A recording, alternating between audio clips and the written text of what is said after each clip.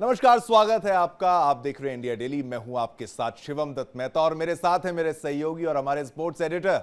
नमस्कार, मेरा नाम है यश कौशिक और आप देख रहे हैं एशिया का किंग कौन। आपका स्वागत है। आज के शो में पहले हम बात करेंगे श्रीलंका और बांग्लादेश के मैच के बारे में, जो आज रात 8 बजे दुबई में खेला जाएगा। आप सभी दर्शकों को जानना जरूरी है कि आज से ये जितने भी आप टीमें हमारे पीछे देख रहे हैं, 8 कप्तान, इसमें से सिर्फ 4 कप्तान रह गए हैं रेस में, फाइनल की रेस में। आज से शुरू होगा सुपर 4 का मैचेस। आज खेलेंगे श्रीलंका और बांग्लादेश, जिसकी लोगों को बहुत बहुत इंतजार भी है, और भारत और पाकिस्तान के कल के मैच के बारे में भी आज हम आपको बताने वाले हैं। बिल्कुल चर्चा करेंगे, विस्तार से आपको बताएंगे। मुझे लगता है रैपिड फायर भी इसको रखेंगे थोड़ा सा, क्योंकि ये गेम है, स्पोर्ट्स है, तो एनर्जी हमसे ज्यादा आप दर्शकों की रहती है, लोगों की रहती है। तो श्रीलंका की टीम अपने तेज गेंदबाजों और अनुभवी बल्लेबाजों के साथ मैदान में उतरेगी। वहीं बांग्लादेश भी पीछे नहीं है, उनके युवा खिलाड़ी और आक्रामक बल्लेबाज इस मैच को रोमांचक बनाएंगे। क्यों यश? ओमान और इंडिया का आपने बात नहीं करी, क्यों? क्योंकि कल लीग स्टेजेस का आखिरी मैच हुआ है ओमान और इंडिया के बीच में। अगर बात करें तो भारत ने अपने आखिरी लीग मैच में यानी 12वें मुकाबले में ओमान को 21 रन से हराकर जीत की हैट्रिक पूरी कर ली। शेख जायद स्टेडियम अबू धाबी में मैच खेला गया था और भारत ने बहुत रोमांचक तौर पे मैच जीता। टॉस जीतकर पहले बैटिंग का फैसला किया, जो कि एक बड़ा इंटरेस्टिंग चॉइस थी, क्योंकि अभी तक वो बॉलिंग कर रहे थे। अब उन्होंने बैटिंग करी, इसको मद्देनजर रखते हुए कि अगर पाकिस्तान के साथ जो मैच है, अगर उसमें बैटिंग पहले आ जाती है तो ये ना हो कि हमारी बैटिंग इस टूर्नामेंट में पहली बार आ रही है तो हम उस पर ध्यान ना दे पाए। बिल्कुल 20 ओवर में 8 विकेट पर 188 रन बनाए। लेकिन इस मैच की सबसे बड़ी बात क्या थी? सुपरस्टार सूर्य कुमार यादव इस बार मैदान पर नहीं उतरे, मतलब स्काई नहीं, बिल्कुल नहीं उतरे। और स्काई के बिना ओमान के साथ जो जीत हमने हासिल करी, वो बहुत बड़ी जीत थी शिवम जी। और मैच में एक समय ऐसा आया जब ऐसा लग रहा था कि भारत की जीत मुश्किल है, लेकिन तभी हर्षित राणा ने आमिर कलीम को आउट किया। और आमिर कलीम 43 इयर्स के हैं, वो सबसे ओल्डेस्ट खिलाड़ी हैं। मुश्किल आई। आपने ये बात जिक्र किया कि किसी भी अपोनेंट को हल्के में नहीं लेना चाहिए। बिल्कुल बिल्कुल, ये बड़ा क्लियर है। कहां गलती हुई थी? गलती यहां पे हुई थी कि गलती नहीं कहूंगा, ये कहूंगा कि हमने बेंच स्ट्रेंथ को ट्राई किया।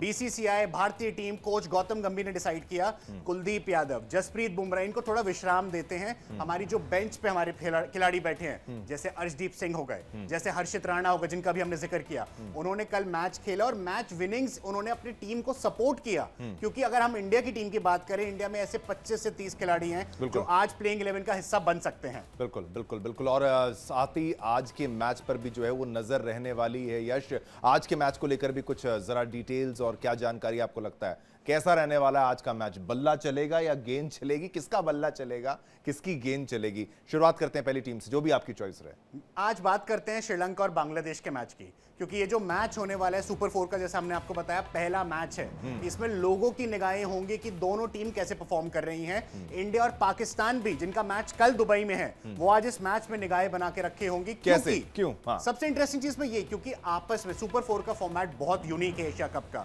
4 टीमें हैं, चारों टीमों को एक दूसरे को मैच खेलना है एक दूसरे के साथ, तो एक एक टीम 3-3 मैचेस खेलने वाली है। जैसे कि आज मैच है बांग्लादेश श्रीलंका का, फिर बांग्लादेश इंडिया के साथ भी खेलेगी और बांग्लादेश पाकिस्तान के साथ भी खेलेगी। अंत में लीग स्टेजेस के बाद, अब सुपर 4 के अंत में जो टॉप 2 टीमें बनेंगी इन 4 में से, उनके बीच 28 सितंबर को फाइनल होगा एशिया की जंग का। वो जो क्राउन है, जो आप ट्रॉफी पीछे देख सकते हैं, वो किसको मिलेगी, ये 28 सितंबर को। भारत तो उस मैच में होगा ही होगा, मुझे लगता है। मुझे भी ऐसा लगता है, क्योंकि भारत का परफॉर्मेंस, भारत का रिकॉर्ड, वो अपने आप में सबूत है उस चीज का। हम सिर्फ स्टैट्स पे भी बात करते हैं, हम हाल ही की परफॉर्मेंस पे भी बात करते हैं। लेकिन शिवम जी, क्वेश्चन क्या होगा? क्वेश्चन ये होगा कि भारत अगर फाइनल में जाना तय है, भारत के साथ दूसरी टीम फाइनल कौन खेलेगी? पाकिस्तान। क्या पाकिस्तान और भारत का बिल्कुल तीसरा मैच भी हो सकता है? कल संडे को 21 सितंबर को भारत और पाकिस्तान का मैच होने जा रहा है, लेकिन वो दूसरा मैच होगा आपस में एशिया कप में। पूरी ऐसी स्ट्रैटेजी। अच्छा, अगर कल जीते तो क्या, और अगर कल हारे तो क्या? देखिए, जो कल टीम हारेगी मानसिक तनाव पे होगी, वो अंडर प्रेशर होगी, लेकिन डू और डाई मैच नहीं है। अच्छा। कल जो हारा वो बाहर नहीं होगा, उनकी मुसीबतें बढ़ जाएंगी, क्योंकि अगले दोनों मैच उन्हें जीतने पड़ेंगे। जैसा मैंने बताया, सुपर 4 में सारी टीमें 3-3 मैचेस खेलेगी, तो सुपर 4 में सभी की निगाहें इंडिया पर तो हैं, लेकिन रोमांच वहीं खत्म नहीं होगा। कल होगी क्रिकेट की सबसे बड़ी टक्कर। भारत और पाकिस्तान, ये मुकाबला हमेशा से क्रिकेट फैंस के लिए साल का सुपर सबसे, फोर पीछे आ गया यार। बिल्कुल सुपर फोर हमारे पीछे आ चुका। चारों कप्तान सुपरमैन, सारे सुपरमैन सुपरमैन सही बोला, को छोड़ के। लेकिन 8 कप्तान थे अभी। अच्छा, अब 8 की जगह कितने हमारे सामने? ये तो सर्वाइवल ऑफ द फिटेस्ट है ना, ये दुनिया का नियम है। ये टीम्स जो हैं दर्शकों आपको दिखा दें, आप अच्छे से समझ लीजिए, आप हमसे ज्यादा बेहतर जानते हैं, लेकिन रिवीजन बहुत जरूरी है। पाकिस्तान, इंडिया, बांग्लादेश, श्रीलंका, यश, ये टीम्स हैं। देखिए, पाकिस्तान भारत का मैच हो चुका। अच्छा, सबसे रोमांचक चीज एक और बताना चाहूंगा, इन चारों टीम में से सिर्फ ऐसी 2 टीम है जो अभी तक इस एशिया कप में एक भी मैच नहीं हारी।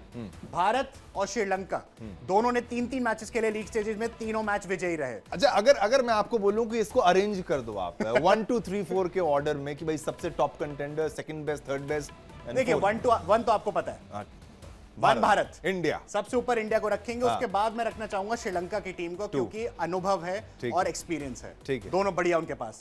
तीसरे में मैं रखूंगा बांग्लादेश को, क्योंकि उनकी परफॉर्मेंस वो गवाह है। उन्होंने बैटिंग में रन मारे, उन्होंने विकेट्स ली क्रूशियल मोमेंट पे। लेकिन चौथे पे पाकिस्तान को इसलिए रखूंगा, उनके कप्तान परफॉर्म नहीं कर रहे, उनकी टीम में एक मिडिल ऑर्डर तय नहीं हो पा रहा, उनके बॉलर रन कर रहे हैं, बैट्समैन विकेट ले रहे हैं, तो वो स्ट्रैटेजी तय नहीं हो पा रही।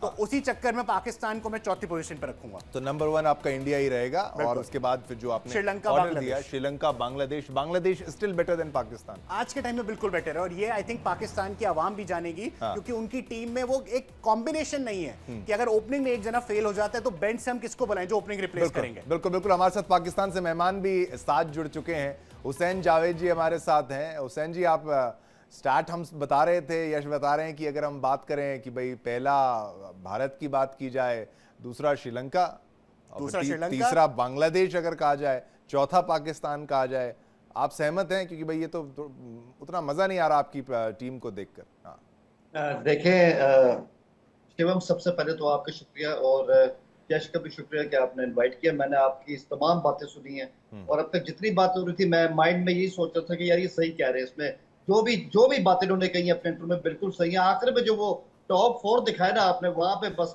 वो बुरा लग गया वो बुरा लग गया, वहां पे इख्तिलाफ है। उसमें ये कि देखिए, टॉप 1 तो इंडिया है, इसमें कोई शक नहीं है, विदाउट एनी डाउट। टॉप 1 इस बात पे ताली आपकी, इस बात पे ताली, ये आपने बोला जो बात सही है। देखिए, मैं बताऊं, क्रिकेट ये खेल ऐसा है जिसमें आपको जमीन के हकायक को मान के चलना चाहिए। अगर ऐसे में कहें कि आपकी टीम में इतनी क्षमता ना हो और हम उसको ऐसी कहें कि वो एक सुपर टीम है, फिर बात ही बनेगी। लेकिन इंडियन टीम इस वक्त नंबर 1 है, टॉप 4 में। नंबर 2 जो अभी यश ने कहा, श्रीलंका, क्योंकि उनको मैं हमेशा एशिया कप के हवाले से हाई रेट करता हूँ। उनकी थिंकिंग बड़ी कमाल की होती है, उनका जो स्ट्रेटेजम है। एशिया कप में श्रीलंका हमेशा कुछ ना कुछ चमत्कार करके दिखा देता है। लेकिन साहब, तीसरे नंबर पे आप पाकिस्तान को ना लें तो ये ज्यादती है। अगर आपने बांग्लादेश को हमसे आगे कर दिया तो ये तो मेरी समझ से बाहर है।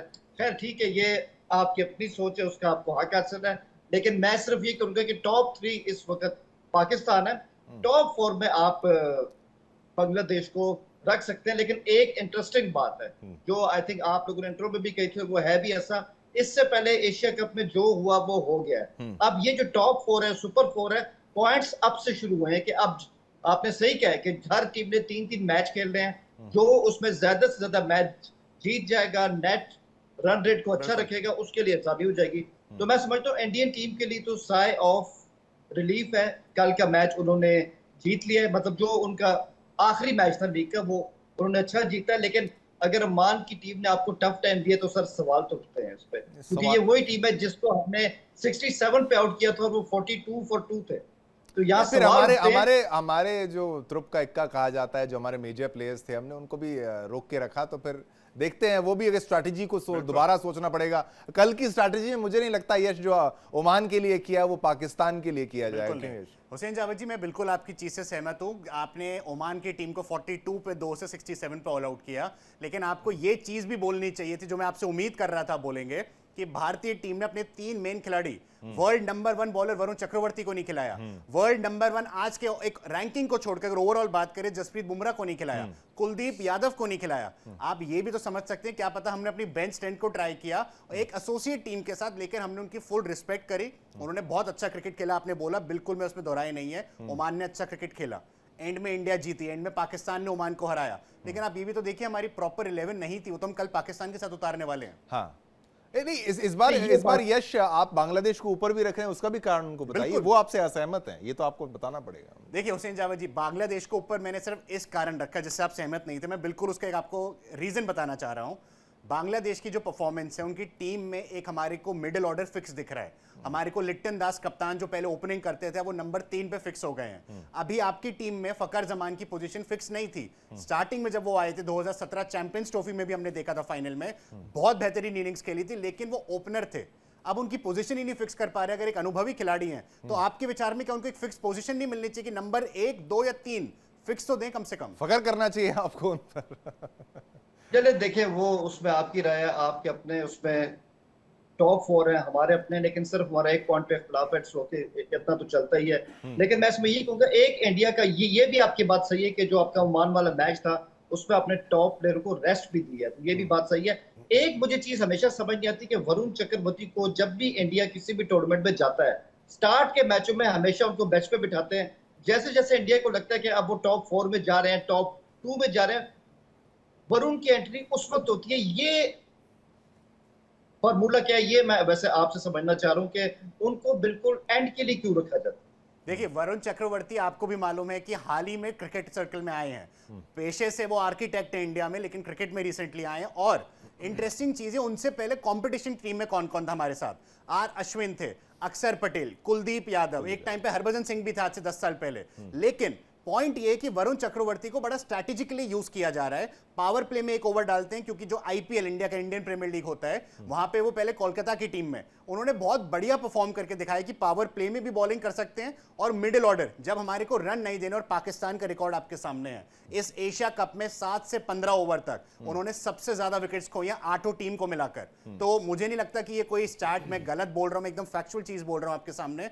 उन चीजों को मद्देनजर रखते हुए सूर्य कुमार यादव और गौतम गंभीर वरुण चक्रवर्ती को मिडिल ऑर्डर्स में लाते हैं। वो उनको पावर प्ले में एक ओवर इसलिए डलवाते हैं कि देखना चाहते हैं उनकी ग्रिप कैसी है। वो मिस्ट्री स्पिनर है। कुलदीप यादव चाइना मैन है, वरुण चक्रवर्ती हमारे मिस्ट्री स्पिनर है। जैसे आपकी टीम में अबरार हैं, तो अबरार को भी आप ऐसे यूज कर रहे हैं, अगर मैं गलत नहीं हूं। हाँ बिल्कुल आप सही कह रहे हैं, इब्रार को हमने बिल्कुल ऐसे ही इस्तेमाल किया। लेकिन कल के मैच में अभी तक तो यही लग रहा है, जो हमने आपस में कल भी बात की थी, मुझे लग रहा है कि कल भी जो हमारे सुफियान मुकीम है उनको शायद चांस ना मिले, और हारिस रऊफ कम से कम मुझे लग रहा है अभी तक वो टीम का हिस्सा बनते दिखाई दे रहे हैं इंडिया के खिलाफ। लेकिन आपको लगता है कि फहीम अशरफ को खिलाना चाहिए? फहीम अशरफ ने मुझे तो लगता नहीं कुछ ऐसी परफॉर्मेंस करी अभी तक। देखिए फहीम अशरफ को आप कह सकते हैं कि आप उनको चांस देंगे, लेकिन आपको खुद पता है कि ये जो हमारा स्क्वाड है इस दफा एक से बढ़ के एक इसमें ऑलराउंडर है। तो अगर एक इसमें कम भी हो जाता है तो मतलब ठीक है। हालांकि मैं खुद इस हक में हूँ कि फहीम ने अभी तक जो एशिया कप के अंदर कारकर्दगी दिखाई है, जो उससे पहले ट्राई नेशन हुई थी उसमें भी वो काफी हद तक यूजफुल रहे हैं। लेकिन आई डोंट थिंक सो, मुझे कल के मैच में उनकी जगह बनती दिखाई नहीं दे रही। एक चीज मैं आपसे इसमें शेयर करूंगा, पहला मैच पिछले संडे को जो मैं इंडिया से शिकस्त हुई, और ऑब्वियसली वो एक ऐसी शिकस्त थी कि उसके बाद या तो आपकी आंखें मतलब बिल्कुल खुल जाएं, या फिर आप अपना सामान ही बिल्कुल बांध के रखते हैं कि अब हमारे कुछ होने वाला नहीं है। तो मैं समझता हूँ हमारी टीम ने एक स्ट्रेटजी इसमें की है कि एक बाकायदा स्पेशल साइकोलॉजिस्ट उसको हायर किया गया है कि वो टीम के साथ बैठे और उनको कल के जो मैच है उसके लिए मेंटली पंप अप करें। सलाहियत आपके पास है, टैलेंट आपके पास है, लेकिन मैच का इतना मतलब मनोबल के लिए आप कह रहे हैं कि भाई इतना मतलब मोराल जो है वो गिर गया? देखिए बिल्कुल वो जो शिकस्त थी, ऑब्वियसली ये बात हमको इसमें मान लेनी चाहिए, वो ऐसी शिकस्त थी कि मोराल गिर भी जाता। नहीं, मोराल किस लिए? वो हैंडशेक के लिए या फिर और किसी कारण के लिए साहब? यार अब देखिए, हैंडशेक की सियासत है, पायक्रॉफ्ट है, ये तो एक और चीज है ना, इसके ऐसे ताल्लुक नहीं है। अब आई थिंक मनोवैज्ञानिक वाली बात आ गई। मैंने कहा यार ये इतना क्या मनोवैज्ञानिक? देखिए खेल है, खेल में हार जीत चली रहती है, इसका आप इतना डिमोरलाइज्ड हो जाएंगे तो फिर ये हार जीत होती है। लेकिन कई दफा प्लेयर्स ये नहीं है, देखिए जो स्पोर्ट्स होती है, या ये आप भी जानते हैं, स्पोर्ट्स सिर्फ फिजिकल एक्टिविटी का काम नहीं, कहीं ना कहीं आपको अपने आप को मेंटली पम्प्ड अप करने की जरूरत पड़ती है। तो ये मैं आपके साथ एक शेयर कर रहा हूँ कि स्पेशल साइकोलॉजिस्ट को हायर किया गया है और उनकी टीम के साथ बड़े सेशन हुए, बाकायदा एक डीप ब्रीफिंग सेशन हुआ है कि क्या गलतियां रही हैं, क्यों नहीं अच्छा खेल रहे, टॉप ऑर्डर क्यों बेसिकली थोड़ा सा आप समझ लीजिए सिंपल टर्म्स में योग है, एक तरीके का योग है कि ब्रीदिंग एक्सरसाइजेज अगर वो कर लेंगे तो पाकिस्तान की टीम तो बेटर रहेगा, वो अच्छा भी रहता है। यश ये थोड़ा सा न्यू नहीं है कि भाई साइकोलॉजिस्ट, और ये कॉमन है, स्पोर्ट्स साइकोलॉजिस्ट। यश एक बार जी देखिए, जीत हो या ना हो, हार जीत का जो होता है अंदाजा वो तो जब हम मैच खेलेंगे उसके बाद ही सामने आता है। लेकिन एक बात है कि सबसे इंपॉर्टेंट चीज होती है कि एलिमेंट ऑफ फाइटिंग स्पिरिट। आप बेशक हार जाए, भले आप हार जाए, लेकिन मैदान में आपकी जो एक जंग है, आपकी फाइट है, आपका जज्बा है, वो दिखाई देना चाहिए। बिल्कुल बिल्कुल, और हम भी ये चाहते हैं कल का मैच जो है यश वो बिल्कुल शानदार हो। और भी बहुत मन था आपके साथ बात करने का, लेकिन समय की एक सीमा है, समय थोड़ा कम है। बहुत बहुत धन्यवाद हुसैन जावेद जी, आपने हमें अपना कीमती वक्त दिया।